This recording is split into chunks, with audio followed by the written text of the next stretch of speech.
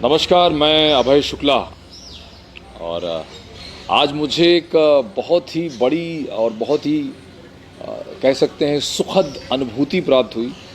मैं आज एयरपोर्ट गया था और एयरपोर्ट के माध्यम से मुझे आज इस आश्रम में आने का मौका मिला, जिस आश्रम के ऊपर बहुत सारे इल्ज़ाम लगाए गए थे। और कहीं ना कहीं मैं आपको बताऊं, मैं भी यंग हूं, यूथ में आता हूं, ऐसा कह सकते हैं।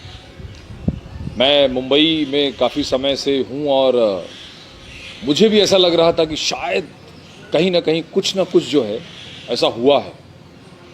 लेकिन यकीन मानिए, जब मैं यहाँ पे आया और यहाँ जो सेवक हैं, जो निस्वार्थ अपनी सेवा दे रहे हैं कई कई सालों से बिना किसी पे के जो है, तब मुझे ऐसा लगा कि नहीं, कुछ तो जो है यहाँ पे षड्यंत्र रचा जा रहा है। वो सीआईडी का डायलॉग है ना, कुछ तो गड़बड़ है। और मैं यहाँ के सेवादारों के साथ एक एक चीज़ को मैंने अपनी आंखों से देखा और बहुत सारे लोगों से मैंने बात किया।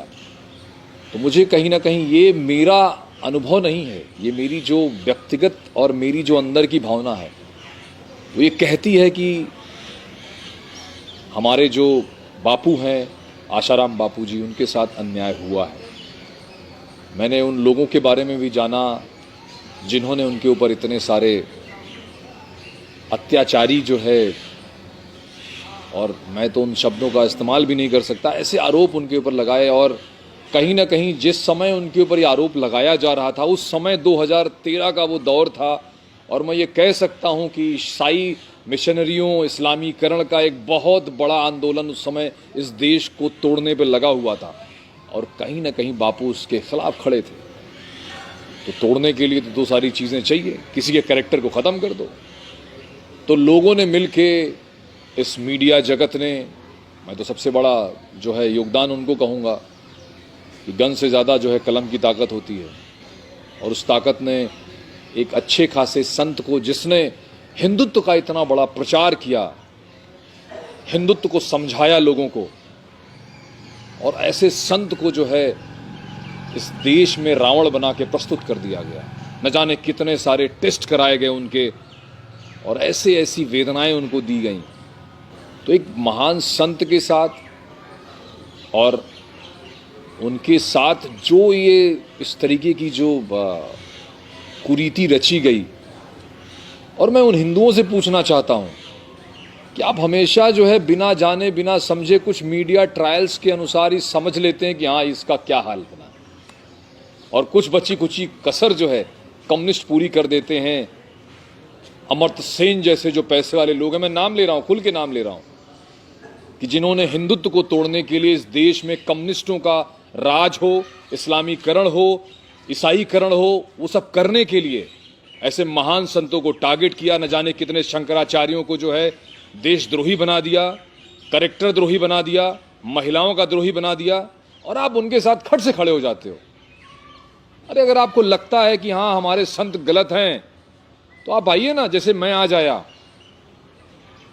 मैंने तो बहुत सारी जगह पे बापू के बारे में गलत सलत शब्दों का इस्तेमाल किया, और आज मुझे सच में अंदर से ऐसी ग्लानि हुई कि वाकई में मैंने बिना देखे बिना समझे ऐसे शब्दों का इस्तेमाल किया। मुझे अपने ऊपर भी बहुत गुस्सा आ रहा था। मैंने ऐसी जगहों को देखा जहाँ ये कहा गया कि 2008 में यहाँ तंत्र पूजा होती है, मंत्र पूजा होती है। चूँकि वो घाट के करीब है और नीचे है वो, तो इसलिए लोगों को ऐसा लगा कि शायद जो है यहाँ पे कुछ अनैतिक काम होते हैं। लेकिन वो कुछ ऐसी जगह नहीं मुझे मिली, वो तो दूर से दिखाई देता है, जहाँ से मन आए वहाँ से देख लीजिए। अब चूंकि ये ऊंचाई पे है, पहाड़ी एरिया जैसा लगता है, तो ऊपर कुछ घर बने हुए हैं, ऐसा लगता है कि अंडरग्राउंड है, कुछ यहाँ अंतर मंत्र तंत्र होते होंगे।